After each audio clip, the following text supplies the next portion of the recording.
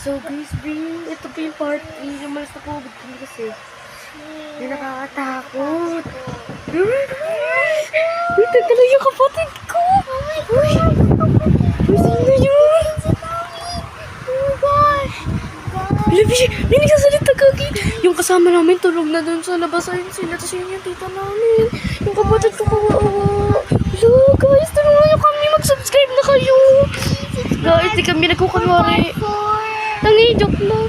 Pero guys, hindi prank to. Sobrang totoo to, guys. So, kami nga lang tatlo matutulog dito, oh. Tapos, sila lahat sa labas. Guys, naririnig nyo yun?